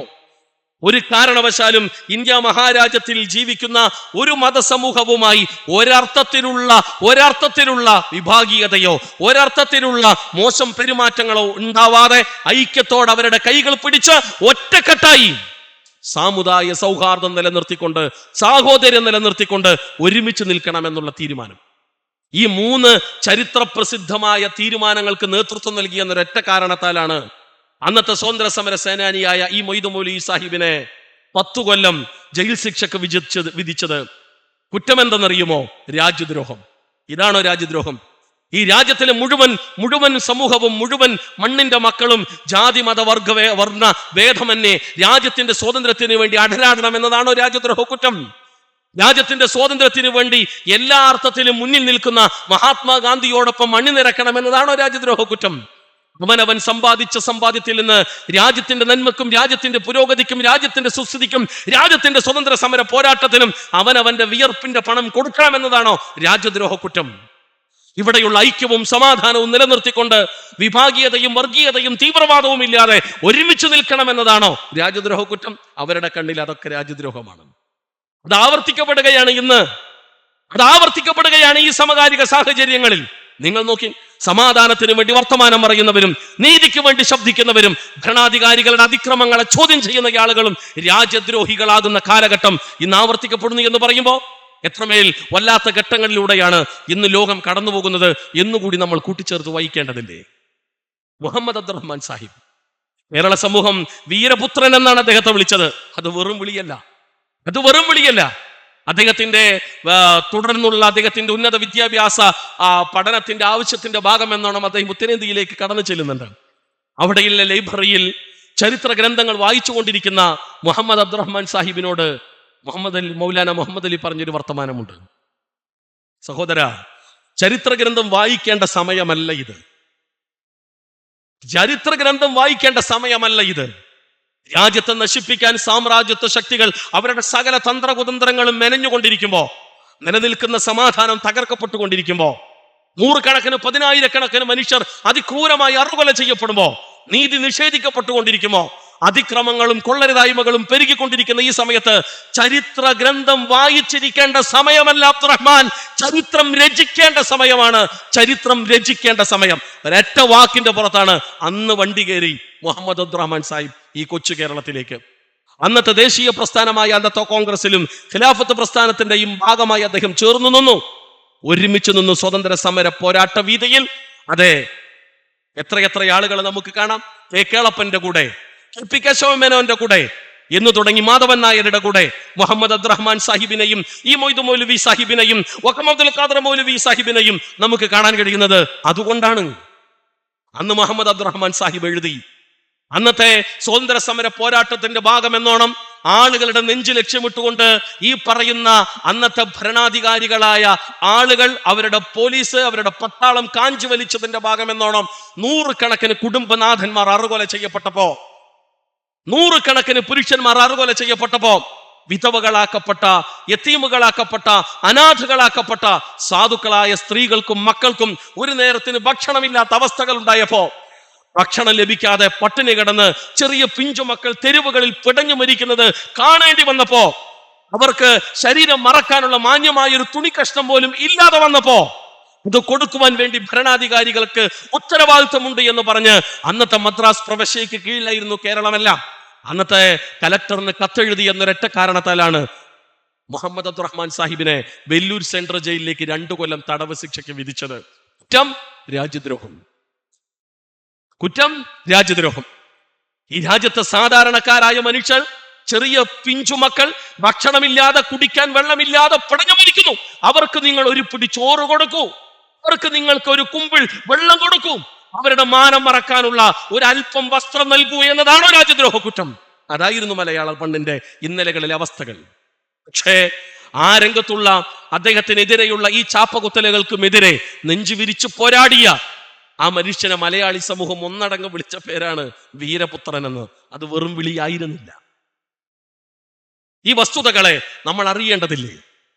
ഇന്ത്യ മഹാരാജ്യത്തിന്റെ സ്വാതന്ത്ര്യ ദിനാഘോഷ നിറവിലാകട്ടെ, റിപ്പബ്ലിക് ദിനാഘോഷ നിറവിലാകട്ടെ, എന്നും നമ്മൾ ഓർക്കുകയും അറിയുകയും ചെയ്യേണ്ട ഒന്നല്ലേ ഇത്? കെ കേളപ്പനെയും ഇതുപോലെ ജയിലിൽ അടച്ചു. കെ പി കേശവമേനോനും ഇത്തരത്തിലുള്ള ദുരവസ്ഥകൾ ഉണ്ടായി. എന്തേ അവര് ചെയ്തത്? രാജ്യത്തിന്റെ സ്വാതന്ത്ര്യത്തിന് വേണ്ടി നിലകൊണ്ടു, ഈ രാജ്യത്തിന്റെ സുസ്ഥിതിക്ക് വേണ്ടി നിലകൊണ്ടു. അതിന്റെ പേരിലായിരുന്നില്ലേ അവർക്കെല്ലാം ജയിൽ ശിക്ഷ അനുഭവിക്കേണ്ടി വന്നത്? എല്ലാ അർത്ഥത്തിലും അവഗണനകൾ അവഗണിക്കേണ്ടി വന്നത്? നീതിക്ക് വേണ്ടി ശബ്ദിച്ചു എന്ന കാരണത്താലല്ലേ അവരെല്ലാം രാജ്യദ്രോഹ ചാപ്പ കുത്തപ്പെട്ടവ, കുറ്റവാളികളായി മുദ്രകുത്തപ്പെട്ടത്? ഇതെല്ലാം നമ്മൾ അറിയണ്ടേ? ഇന്ന് ജീവിക്കുന്ന നമുക്ക് ചുറ്റുമുള്ള നമ്മുടെ പ്രിയപ്പെട്ടവർക്ക് ഈ വസ്തുതകളെ നമ്മൾ പകർന്നു നൽകേണ്ടതില്ലേ പ്രിയപ്പെട്ടവരെ? നമ്മളല്ലാതെ ആരാണിത് പറഞ്ഞു കൊടുക്കുക? നമ്മുടെ കുട്ടികൾ ഈ ചരിത്രമല്ലാതെ, ഈ മണ്ണിന്റെ ചരിത്രമല്ലാതെ മറ്റേത് മണ്ണിന്റെ ചരിത്രമാണ് അറിയേണ്ടത്, വായിക്കേണ്ടത്, പഠിക്കേണ്ടത്, മനസ്സിലാക്കേണ്ടത്? ആളുകൾക്കിടയിൽ പരമാവധി വിഭാഗീയതയും വർഗീയതയും സൃഷ്ടിച്ചുകൊണ്ടിരിക്കുന്ന ഈ കാലഘട്ടത്തിൽ ഐക്യത്തിന്റെയും സ്നേഹത്തിന്റെയും സാഹോദര്യത്തിന്റെയും മാനവികതയുടെയും സന്ദേശം ഉറക്കെ ഉറക്കെ പറയേണ്ടവരല്ലേ നമ്മൾ? ആ ദൗത്യമല്ല യഥാർത്ഥത്തിൽ നമ്മൾ ഇവിടെ നിർവഹിച്ചുകൊണ്ടിരിക്കുന്നത്. അതുകൊണ്ട് പ്രിയപ്പെട്ടവരെ, നമുക്ക് മുന്നോട്ട് പോകേണ്ടതുണ്ട്. 1947 ഇന്ത്യ സ്വതന്ത്രയാകുന്ന സമയത്ത് മഹാത്മാഗാന്ധിയും സാക്ഷാൽ ജവഹർലാൽ നെഹ്റുവും മൗലാന അബുൽ കലാം ആസാദും എന്ന് തുടങ്ങി അവരൊക്കെ കൈകളോട് കൈകൾ ചേർത്ത് പിടിക്കുകയാണ്. എന്നാൽ ഇവർക്കെല്ലാം വ്യത്യസ്ത ആദർശങ്ങളും മതവിശ്വാസങ്ങളും ആശയങ്ങളാണുള്ളത്. മഹാത്മാഗാന്ധിയെ സംബന്ധിച്ചിടത്തോളം അദ്ദേഹം ശുദ്ധ ഹൈന്ദവ മതവിശ്വാസത്തിന്റെ ഭാഗമായി ജീവിച്ചയാളാണ്. ശ്രീരാമചന്ദ്രനെ ദൈവമായി വിശ്വസിച്ച, ഹേറാം എന്ന മന്ത്രങ്ങൾ ഉരുവിട്ട് നടന്ന സാക്ഷാൽ സനാതന ഹൈന്ദവ മതവിശ്വാസിയാണ് മഹാത്മാഗാന്ധി. ആ മഹാത്മാഗാന്ധിക്ക് ഹൈന്ദവ വിശ്വാസ ആശയ ദർശനങ്ങൾ മുറുകെ പിടിച്ചുകൊണ്ട്, തൻ്റെതായ വിശ്വാസ മൂല്യങ്ങൾ മുറുകെ പിടിച്ചുകൊണ്ട്, തൻ്റെ ചുറ്റും നിൽക്കുന്ന പ്രത്യേക മതവിശ്വാസത്തിൽ വിശ്വാസമില്ലാത്ത, ഒരു പ്രത്യേക ദൈവ വിശ്വാസമില്ലാത്ത, മതവിശ്വാസമോ ദൈവവിശ്വാസമോ ഇല്ലാത്ത, എന്നാൽ മതവിശ്വാസികൾക്കും ദൈവവിശ്വാസികൾക്കും ഈ ഇന്ത്യ മഹാരാജ്യത്തിൽ എല്ലാ അർത്ഥത്തിലും അവകാശങ്ങളുണ്ട് എന്നും ഒരർത്ഥത്തിലും അവരോട് അനീതി കാണിക്കരുത് എന്നും ഐക്യമുണ്ടാകണമെന്നും ഉറച്ചു വാദിച്ച സാക്ഷാൽ ജവഹർലാൽ നെഹ്റുവിന്റെ കൈപ്പിടിക്കാൻ ഒരു ഹിന്ദു മതവിശ്വാസിയായ സാക്ഷാൽ മഹാത്മാഗാന്ധിക്ക് ഒരു തടസ്സം ഉണ്ടായില്ല. പ്രത്യേക മതമോ ദൈവമോ വിശ്വാസം ഉണ്ട് എന്ന് പ്രഖ്യാപിക്കാത്ത, എന്നാൽ പ്രത്യേക മതദൈവ വിശ്വാസങ്ങൾ വെച്ചു പുലർത്താതെ ഈ രാജ്യത്തിന്റെ സ്വാതന്ത്ര്യം സ്വപ്നം കണ്ട് അതിനുവേണ്ടി ഏതറ്റം വരെയും എന്തും ചെയ്യാൻ 10-14 വർഷങ്ങളാണ് ജവഹർലാൽ നെഹ്റു ജയിൽ ശിക്ഷ അനുഭവിച്ചിട്ടുള്ളത്. അദ്ദേഹത്തിന് എത്ര ജയിൽ ശിക്ഷ അനുഭവിച്ചിട്ടുണ്ടോ ഈ പറയുന്ന ഇന്നത്തെ അദ്ദേഹത്തിന്റെ സംഭാവനകളെ ചോദ്യം ചെയ്യുന്ന ആളുകൾ? പേര് പറയാതെ തന്നെ നിങ്ങൾക്കറിയാലോ. അദ്ദേഹം അനുഭവിച്ച യാതനകളുടെ 10-1 പോലും ഇവരാരും കടന്നുപോയിട്ടില്ല. എന്നിട്ടാണ് ആ ധിഷണാശാലിയുടെ, ആ ദീർഘവീക്ഷണമുള്ള ഇന്ത്യയുടെ പ്രധാനമന്ത്രിയുടെ ശ്രദ്ധേയമായ ചുവടുവെപ്പുകളെ ചോദ്യം ചെയ്യാൻ എന്ത് അവകാശമാണ്, എന്ത് യോഗ്യതയാണ് ഇവർക്കുള്ളത്? ഒരു മനുഷ്യൻ എന്ന നിലയിൽ അദ്ദേഹം വിമർശന വിധേയനല്ല എന്നല്ല നമ്മുടെ വാദം. പക്ഷേ അദ്ദേഹം ഈ രാജ്യത്തിന് വേണ്ടി, ഈ സമൂഹത്തിന് വേണ്ടി ചെയ്ത സേവനങ്ങളെ നമുക്ക് വിസ്മരിച്ച് തള്ളാനാവില്ല. അദ്ദേഹത്തിന് തിരിച്ചു മഹാത്മാഗാന്ധിയുടെ കൈപ്പിടിക്കാനും ഒരു തടസ്സവും ഉണ്ടായില്ല. ഈ രണ്ടാളുകൾക്കും വിശുദ്ധ ഖുർആന്റെ പരിഭാഷ എഴുതിയ, തർജുമാനിൽ ഖുർആൻ എഴുതിയ, വിശുദ്ധ ഖുർആനിലും ഹദീസിലും ആഴത്തിൽ അറിവും പാണ്ഡിത്യവും വിജ്ഞാനവുമുള്ള സാക്ഷാൽ മൗലാന അബുൽ കലാം ആസാദിന്റെ കരങ്ങൾ പിടിക്കാൻ, മുസ്ലിമായ അദ്ദേഹത്തിന്റെ കൈകൾ പിടിക്കാൻ, മൗലാന അബുൽ കലാം ആസാദിന്റെ കൈ പിടിക്കാൻ മഹാത്മാഗാന്ധിക്കോ ജവഹർലാൽ നെഹ്റുവിനോ തടസ്സമുണ്ടായില്ല. വിശുദ്ധ ഖുർആൻ നെഞ്ചിലേറ്റി ഏകനായ പടച്ചറബിനെ മാത്രം വിളിച്ചു തേടുന്ന തൗഹീദി ആശയത്തിൽ ഉറച്ചു നിന്ന അഖില ഹദീസ് ആശയങ്ങൾക്ക് അല്ലെങ്കിൽ പ്രസ്ഥാനത്തിന് തുടക്കക്കാരനായ സാക്ഷാൽ മൗലാന അബുൽ കലാം ആസാദിന് ഹൈന്ദവ മതവിശ്വാസിയായ മഹാത്മാഗാന്ധിയുടെയോ ഒരു മതവിശ്വാസവും ഇല്ലാത്ത, യഥാർത്ഥത്തിൽ ദൈവവിശ്വാസവും ഇല്ലാത്ത ജവഹർലാൽ നെഹ്റുവിന്റെ കൈപിടിക്കാനോ ഒരു തടസ്സവും ഉണ്ടായില്ല. അവരൊരുമിച്ച് നിന്നപ്പോഴാണ് അവരെ പോലെയുള്ള വ്യത്യസ്ത ആശയങ്ങൾ വെച്ച് പുലർത്തിയ ബുദ്ധിജീവികളും നേതാക്കന്മാരും അനുയായികളും വ്യത്യസ്ത ഇടങ്ങളിലും പ്രദേശങ്ങളിലുമുള്ള ആളുകൾ, നമ്മുടെ കാരണവന്മാരെല്ലാം ഒരുമിച്ച് നിന്നപ്പോഴാണ് നമുക്ക് 1947 ഓഗസ്റ്റ് 15 സ്വാതന്ത്ര്യം എന്ന വലിയ സമ്മാനം, വല്ലാത്ത സൗഭാഗ്യം സാധ്യമായത്. അവരൊരുമിച്ച് നിന്നപ്പോ എന്ന് നമ്മൾ അറിയണം. മൗലാന അബുൽ കലാം ആസാദിന്റെ ചരിത്രം ഈ സമയത്ത് നമ്മൾ ഓർക്കേണ്ടതുണ്ട്. വിശുദ്ധ ഖുർആന്റെ പരിഭാഷ എഴുതിക്കൊണ്ടിരിക്കുന്നു അദ്ദേഹം തന്റെ പേന ഉപയോഗിച്ച്. അതേസമയം തന്നെ ഇന്ത്യയുടെ സ്വാതന്ത്ര്യ സമരത്തിന് ആവേശവും പ്രചോദനവും നൽകുന്ന രീതിയിൽ അദ്ദേഹത്തിന്റെ എഴുത്തുകളും ലേഖനങ്ങളും അതിലും അദ്ദേഹം സജീവമാണ്. പെട്ടെന്ന് ഒരു സുപ്രഭാതത്തിൽ അദ്ദേഹത്തിന്റെ വീട്ടിലേക്ക് ബ്രിട്ടീഷ് പട്ടാളക്കാർ കടന്നു വരുന്നു. അദ്ദേഹം എഴുതിയ വിശുദ്ധ ഖുർആന്റെ കോപ്പി, കൈയെഴുത്ത് കോപ്പി, അദ്ദേഹം എഴുതിയ രാജ്യത്തിന്റെ സ്വാതന്ത്ര്യത്തിന് വേണ്ടി പ്രചോദനം നൽകുന്ന ലഘുലേഖകൾ, ഈ രാജ്യത്തിന്റെ ചരിത്രത്തെ ഉയർത്തിപ്പിടിക്കുന്ന അദ്ദേഹം എഴുതിയ പുസ്തകങ്ങളുടെ കയ്യെഴുത്ത് കോപ്പികൾ മുഴുവനും അവർ പിടിച്ചെടുക്കുന്നു. അത് കീറുന്നു, പലതും ചിലത് കത്തിക്കുന്നു, ചിലത് അദ്ദേഹത്തിന്റെ കൺമുന്നിൽ വെച്ച് തന്നെ ചളിയിലിട്ട് തങ്ങളുടെ ബൂട്ട് കൊണ്ട് ചവിട്ടി താഴ്ത്തുന്നു ചളിയിൽ. ഇത് ഒരു വട്ടമല്ല, 2, 3, 4 വട്ടം ഇത് പലവട്ടം ആവർത്തിക്കപ്പെട്ടു എന്ന്. എന്നിട്ടും അദ്ദേഹത്തിന്റെ തലയിൽ ഇവർ ചുമത്തിയ ചാപ്പ രാജ്യദ്രോഹം എന്നാണ്. ഈ രാജ്യത്തിന്റെ സ്വാതന്ത്ര്യത്തിന് വേണ്ടി ലേഖനങ്ങളും പുസ്തകങ്ങളും എഴുതിയ ശ്രദ്ധേയനായ ബുദ്ധിജീവിയായ മൗലാന അബുൽ കലാം ആസാദ് അവരുടെ വീക്ഷണത്തിൽ രാജ്യദ്രോഹിയാണ്.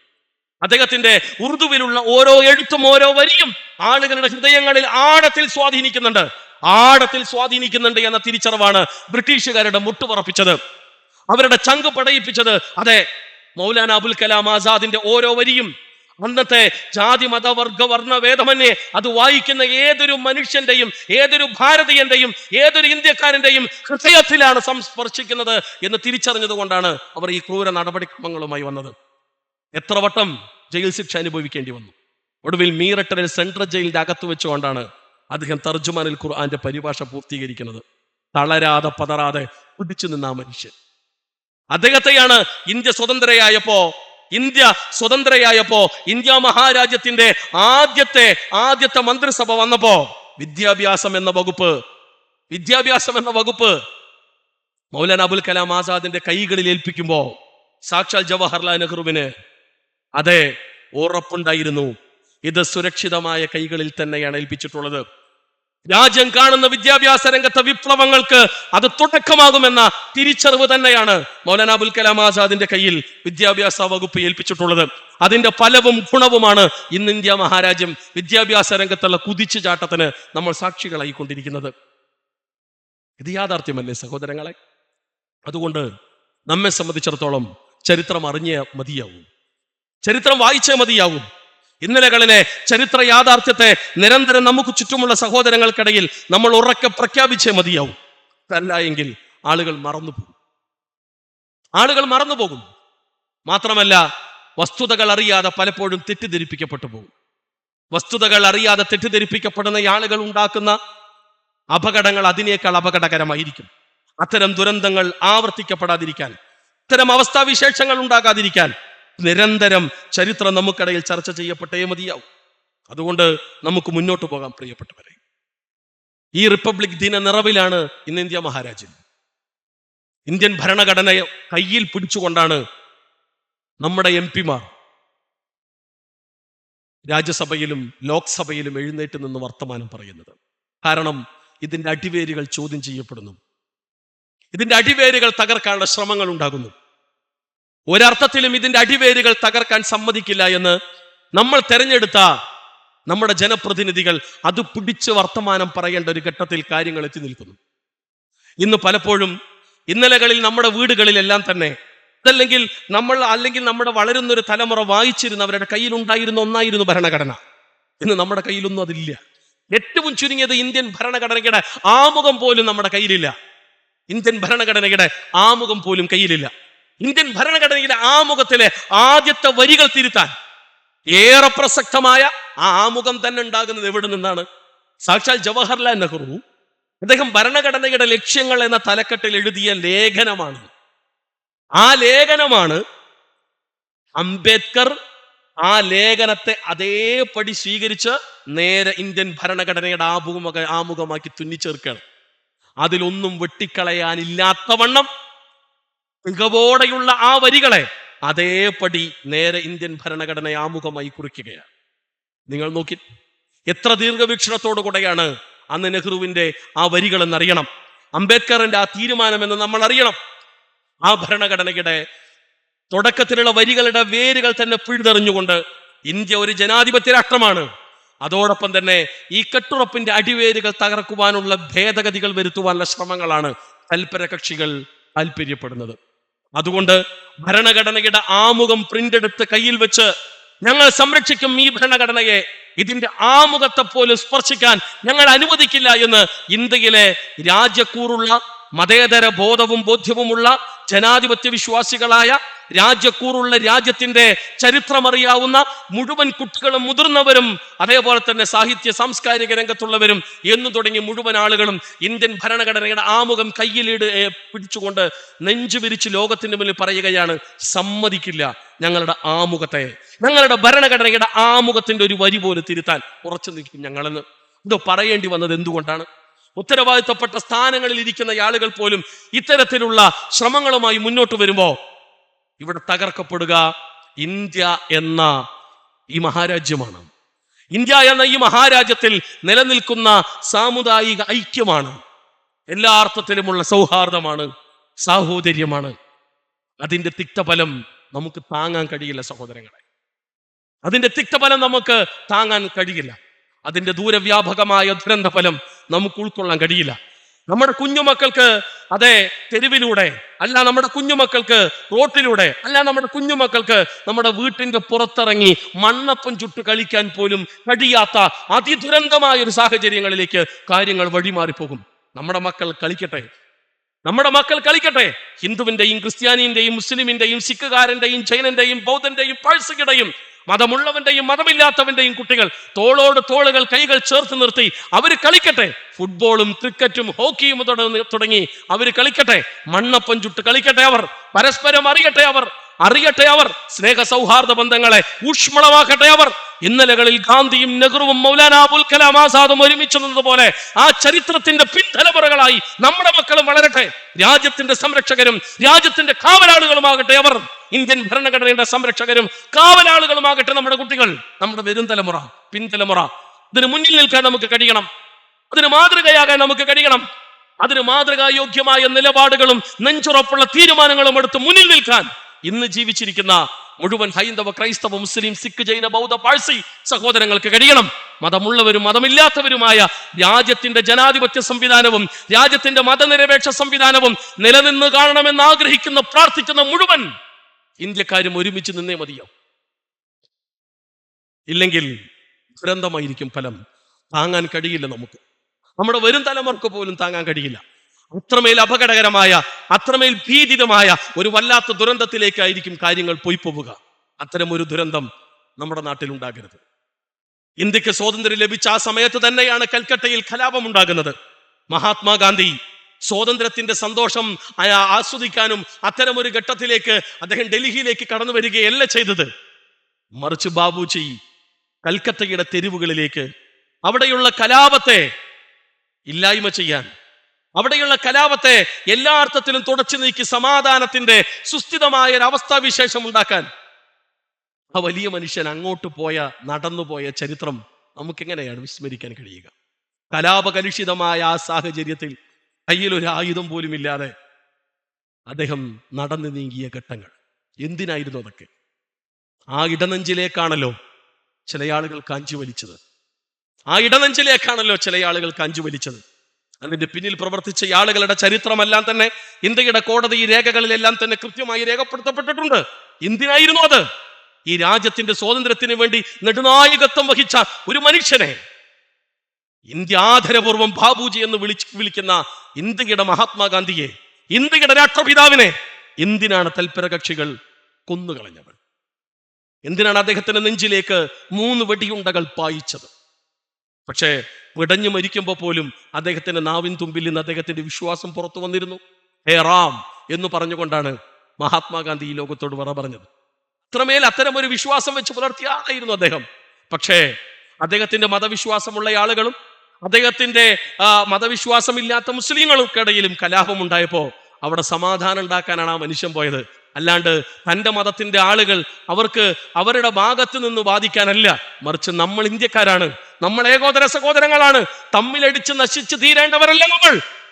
എൻ്റെ ഒരു കണ്ണ്, എൻ്റെ 2 കണ്ണുകളും എനിക്ക് പ്രധാനമാണ് എന്ന് പറഞ്ഞ ബാബുജി പറഞ്ഞത്, ഒരു കണ്ണ് അതെ എൻ്റെ ഹൈന്ദവ സഹോദരങ്ങളാണ്, മറ്റൊരു കണ്ണ് എൻ്റെ മുസ്ലിം സഹോദരങ്ങളാണ്, രണ്ടും എനിക്ക് പ്രിയപ്പെട്ടതാണ്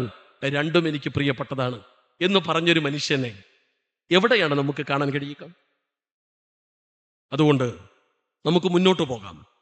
ഈ രാജ്യത്ത് വിവിധങ്ങളായ മതവിശ്വാസ ആശയ ദർശനങ്ങൾ വെച്ച് പുലർത്തുന്ന സഹോദരങ്ങളുണ്ട്. അവർക്കിടയിൽ വിഭാഗീയതകൾ ഉണ്ടാക്കാൻ ബോധപൂർവമുള്ള പ്രസ്താവനകൾ നമ്മൾ കേട്ടുകൊണ്ടിരിക്കുന്നു. ആ പ്രസ്താവനകൾ ഉണ്ടാക്കുന്ന നമ്മൾ കരുതും ആരെങ്കിലും എന്തെങ്കിലുമൊക്കെ പറഞ്ഞു പോയിക്കോട്ടെ എന്ന്. പക്ഷെ അത് ആവർത്തിക്കപ്പെട്ടാൽ വലിയ ദുരന്തമാണ്. നമ്മൾ ഒരല്പം ചരിത്രത്തിലേക്ക് തിരിച്ചു പോകേണ്ടതുണ്ട്. നമുക്കറിയാലോ ഹിറ്റ്ലറിന്റെ വലങ്കയ്യനായിരുന്നു ഗീബൽസ്. എന്തിനാണ് ഈ ഗീബൽസിനെ താങ്കളുടെ പ്രചാരണത്തിന്റെ ചുമതല ഏൽപ്പിച്ചത്? എന്തിനാണ് താങ്കളുടെ റൈറ്റ് ഹാൻഡുകളിൽ ഒരാളായി ഈ ഗീബൽസിനെ തെരഞ്ഞെടുത്തത് എന്ന് സാക്ഷാൽ ഹിറ്റ്ലറിനോട് ഒരു ചോദ്യം ചോദിക്കുന്നുണ്ട് അദ്ദേഹത്തിന്റെ ഏറ്റവും അടുത്ത ആൾ. ആ ചോദ്യത്തിന് അയാൾ ഉത്തരം പറഞ്ഞത്, ഈ ചങ്ങാതി ഇയാള് വായ തുറന്നാൽ നുണയെ പറയൂ. ആ ഒരൊറ്റ ക്വാളിറ്റിയാണ് ഇയാൾക്കുള്ളത്. അതുകൊണ്ടാണ് ഞാൻ ഇയാളെ തെരഞ്ഞെടുത്തത്. വായ തുറന്നാൽ നുണ മാത്രം പറയുന്നവനാണ് ഗീബൽസ്. അതുകൊണ്ടാണ് ഈ ചുമതല അയാളെ ഏൽപ്പിച്ചത് എന്ന്. ഗീബൽസിയൻ തന്ത്രം എന്ന് പറയുമ്പോൾ ഗീബൽസ് ചെയ്ത പണി എന്താണ്? സത്യം അയാൾ പറഞ്ഞിട്ടേ ഇല്ല, നുണ മാത്രമേ പറയൂ. നുണ ആവർത്തിക്കപ്പെട്ടുകൊണ്ടേയിരിക്കും. അദ്ദേഹത്തിന്റെ നാവിലൂടെ, അദ്ദേഹത്തിന്റെ പ്രചരണങ്ങളിലൂടെ അന്നുണ്ടായിരുന്ന ജൂത സമൂഹത്തിനെതിരെ നിരന്തരമായ കള്ളങ്ങൾ, നിരന്തരമായ പച്ചക്കള്ളങ്ങൾ, ആദ്യമൊന്നും കേട്ടാൽ വിശ്വസിക്കാനുള്ള ഒരു സാധ്യതയുമില്ലാത്ത കള്ളങ്ങൾ നിരന്തരമായി ആവർത്തിക്കപ്പെട്ടു. ഒരാളുടെ മുഖത്ത് നോക്കി വിളിക്കും ഭ്രാന്താൻ, അപ്പൊ അയാൾ പറയും ഞാൻ ഭ്രാന്തനെന്നല്ല. രണ്ടാമതും വിളിക്കും ഭ്രാന്താൻ, അപ്പോഴയാൾ പറയും ഞാൻ ഭ്രാന്തനല്ല. 1 വട്ടമല്ല, 2 വട്ടമല്ല, 50 അല്ല, 100 അല്ല, 150 അല്ല, 200 അല്ല, 300 അല്ല, 500 നിരന്തരം അയാളുടെ മുഖത്ത് നോക്കി പ്രാന്ത പ്രാന്ത പ്രാന്ത പ്രാന്ത വിളിച്ചുകൊണ്ടിരിക്കും. അവസാനം അദ്ദേഹത്തിന്റെ ചുറ്റുമുള്ള ആളുകൾ പറയും അയാൾക്ക് കുഴപ്പമൊന്നുമില്ലല്ലോ, ഭ്രാന്തൊന്നുമില്ലല്ലോ. പക്ഷേ അത് 100 200 300 ഇങ്ങനെ കൂടിക്കൊണ്ടിരിക്കുമ്പോ അത് കേട്ടുകൊണ്ടിരിക്കുന്ന ഒരാൾ പറയും അയാൾക്ക് ചെറുതായിട്ട് എന്തോ പ്രശ്നം ഉണ്ടോ. കുറച്ചുകൂടി ഇത് ആവർത്തിക്കപ്പെടുമ്പോ ആ കേട്ട ആളുകൾ പറയും ഒരു അര ഉണ്ടോന്നു, അരപ്പിരി ഉണ്ടോന്നുണ്ടോ. പിന്നെയും അത് ആവർത്തിക്കപ്പെടുമ്പോ ചുറ്റുള്ള ആളുകൾ പറയും അരയല്ല, സംഗതി പിന്നെ 3/4 എത്തിയിട്ടുണ്ട് കാര്യം എന്ന് പറയും. ഒടുവിൽ ചുറ്റുമുള്ള ആളുകൾ പറയും ഇയാൾക്ക് ഭ്രാന്ത് തന്നെ ആണ്. അതിനേക്കാൾ സങ്കടകരം എന്താ വെച്ചാല് ആരെയാണോ ഭ്രാന്ത ഭ്രാന്ത ഭ്രാന്ത വിളിച്ച് 1000 വട്ടം അതിലധികം തവണ വിളിച്ച് തന്റെ ചുറ്റുമുള്ള ആളുകൾ പോലും ഒരു ഭ്രാന്തും ഇല്ലാത്ത മനുഷ്യനെ ഭ്രാന്തനാണ് എന്ന് കരുതുന്ന ഒരു സാമൂഹ്യ സാഹചര്യം സൃഷ്ടിക്കപ്പെട്ട അവസ്ഥയിൽ ഈ മനുഷ്യനൊരു കണ്ണാടിന്റെ മുന്നിൽ പോയി ഇങ്ങനെ നിൽക്കും. എന്നിട്ട് അയാൾക്ക് തന്നെ തോന്നി എനിക്ക് എന്തെങ്കിലും തകരാറുണ്ടോ. ഇതാണ് ഗീബൽസ്. ഇതാണ് ചരിത്രത്തിൽ പലപ്പോഴും ആവർത്തിക്കപ്പെട്ടിട്ടുള്ളത്. നിരന്തരം നിരന്തരം നിരന്തരം പച്ചക്കള്ളങ്ങൾ ആവർത്തിക്കപ്പെടുക, നിരന്തരം നിരന്തരം നിരന്തരം നുണകൾ പറഞ്ഞുകൊണ്ടേയിരിക്കുക. എന്തതിന് പരിഹാരം? ഇത്തരം വർഗീയ വിഷങ്ങൾ ചീറ്റുന്ന ആളുകൾ, സാമുദായിക ഐക്യം തകർക്കാൻ വേണ്ടി പരിശ്രമിക്കുന്ന ആളുകൾ, പച്ചക്കള്ളങ്ങൾ മൈക്കിന്റെ മുന്നിൽ വന്ന് പറയുന്ന ആളുകൾ, പച്ചക്കള്ളങ്ങൾ എഴുതിക്കൊണ്ടിരിക്കുന്ന ആളുകൾ, പച്ചക്കള്ളങ്ങളെ കുറിച്ചുള്ള പ്രസ്താവനകൾ ഇറക്കിക്കൊണ്ടിരിക്കുന്ന ആളുകൾ, എന്താണതിന് മറുമരുന്ന്? എന്താണതിന് മറുമരുന്ന്? എന്താണതിന് മറുമരുന്ന്?